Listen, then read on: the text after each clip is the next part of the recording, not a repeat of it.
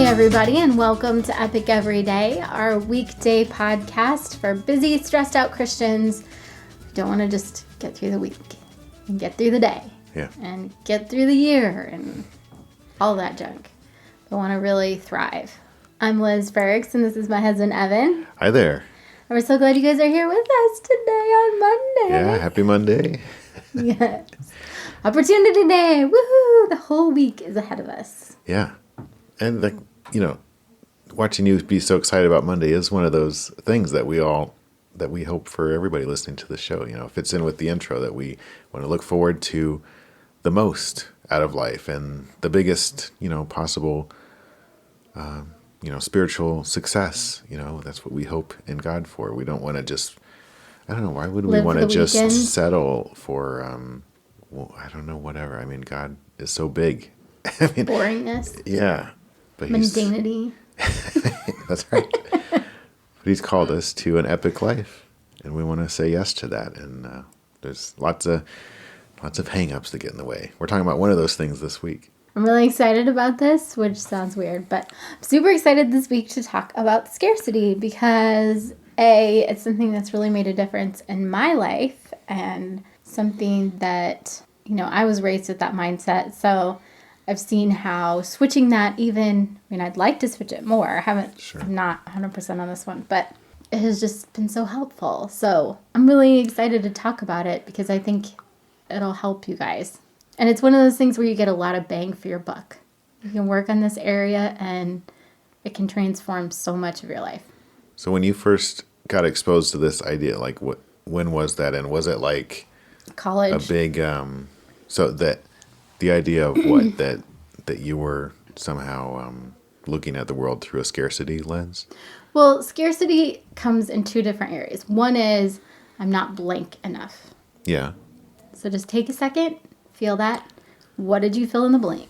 That was in college. I started studying shame-based family systems, and it was like, this is why I tell myself I'm too lazy, I'm not organized enough, I'm not, Sure. I mean, that's shame, isn't it? We're redefining ourselves based on some standard out there that's not God's standard. Right. And then the other piece is there's not enough whatever, resources. Right. Some kind of resources. And I don't think I got exposed to that till probably just a couple years ago, but when I did, it was like, oh man, I totally can relate to this. I'd like to read you guys this quote. We're reading Daring Greatly by Brené Brown right now. And she quotes from Lynn Twist's book, The Soul of Money. And she writes, "For me, and for many of us, our first waking thought of the day is, I didn't get enough sleep. The next one is, I don't have enough time.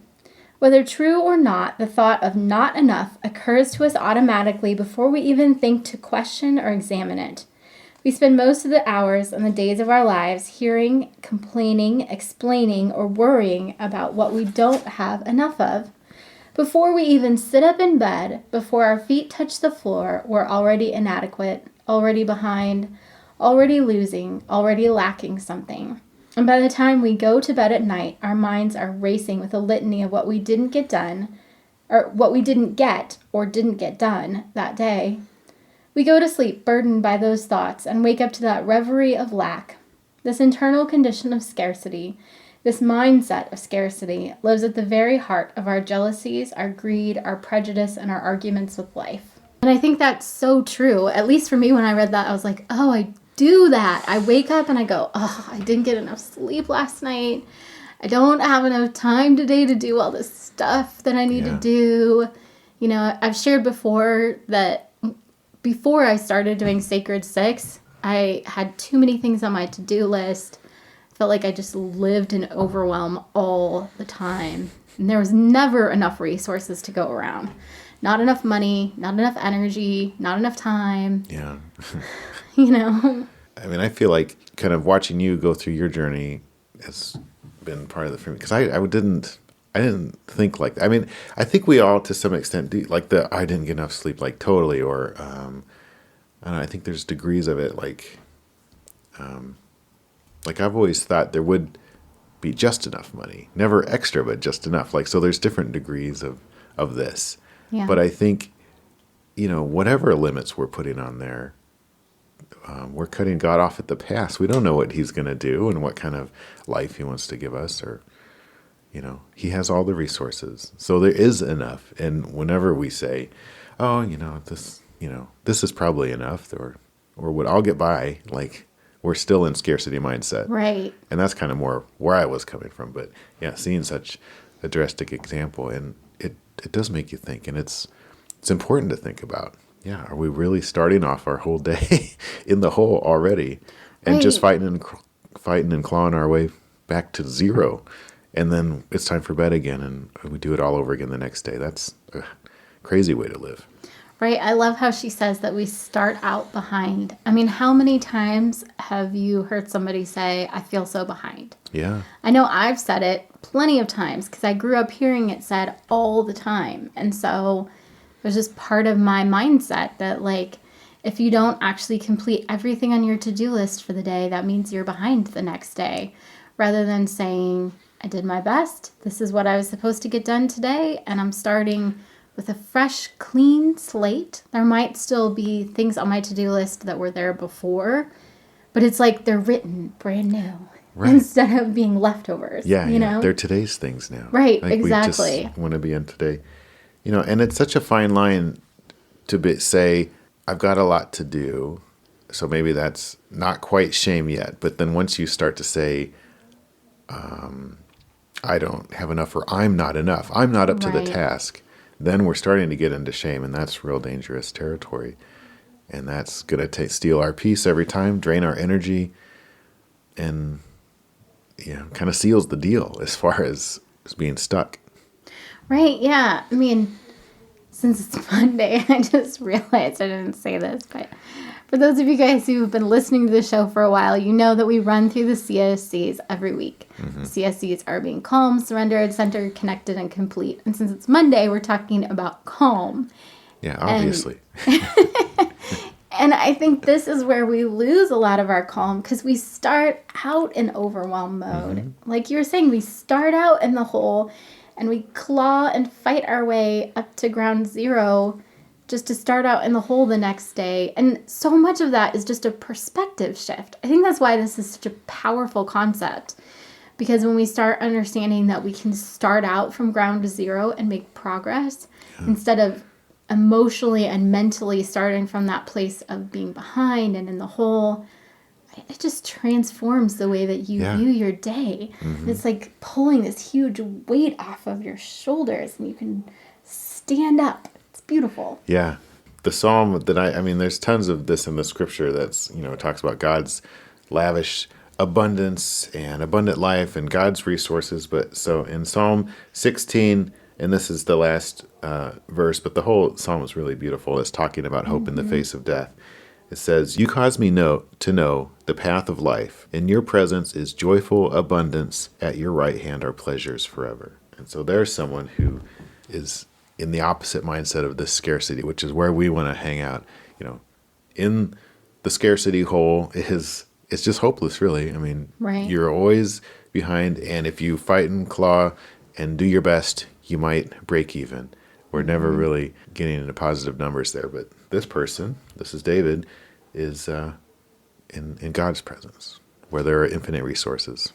When we have that scarcity mindset, like we've talked about tons of times with Calm, it shuts off your creative problem solving. Yeah. It shuts off your reasoning brain. Shuts off any kind of creativity. And I think, we were just talking this week about a Pride and Prejudice fanfic that I read, and how the author, one of the things that he's doing is writing with a different style every chapter, which is, he's an amazing author. But sometimes I'm just like, really? We're doing a chapter full of emojis? And, it's all dialogue and emojis, and you just have to look at the cheat sheet to figure it out. But we were talking about how creativity comes with limits.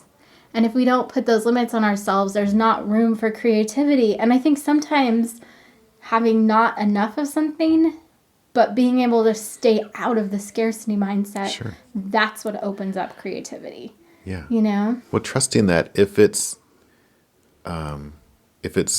something that God has given me, it is enough. I might, in my perfect plan, think I need more of it.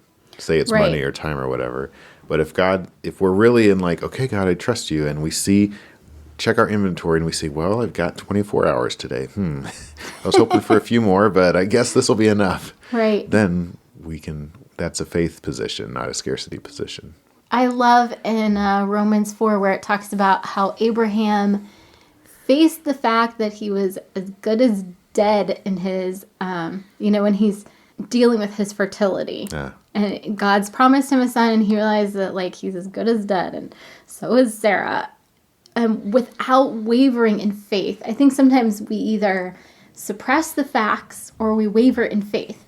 But Abraham did neither. He faced up to the truth and he held on to his faith. And that's what we need to do, regardless of where we're at, whether we feel like we've got enough or we don't have enough. We can face up to the fact and still hang on to our faith and say, Lord, either make this enough somehow, like the 5 fish and 2 loaves? Yeah. That Jesus multiplies in the Gospels, or give us more. I mean, there are incredible stories. I know we've got some, where God has just given us something that we were not expecting at all. Oh, yeah, totally. Yeah, and even with that story of Abraham, like he's this inspiration of faith, and we should try to emulate his faith, but at the same time he did operate in scarcity mode too. He tried to have a child with his wife's servant because he was trying to figure it out. Sarah was trying to figure it out. Yeah. So he's got problems, but he's also an example of faith, because that comes back to some of the stuff we were talking about last few weeks, really on our podcast in general. Like, okay, so we made a mistake. Let's get back into faith and back to where we need to be. And there's grace for that, and all the heroes of the faith have these skeletons in their closet, and so do we. We're not going to be able to avoid that. So if we're in scarcity mindset now and we've spent considerable resources trying to kind of fix it ourselves, that doesn't mean that's a huge problem. God can take care of it. We have to pick every day whether we're going to live in scarcity mindset or not. It's never a oh yeah, this is just going to go the way that I want it to. Brené Brown talks about how we are living in a culture of scarcity. And so if we do not have a scarcity mindset, it's because we're swimming upstream all the time, which means you can't ever stop swimming. If we don't have a scarcity mindset? Yeah, because the culture is constantly pushing us towards a scarcity mindset. Yeah. So if we're going to maintain our wholehearted mindset instead of a scarcity mindset, we have to swim upstream constantly. Okay.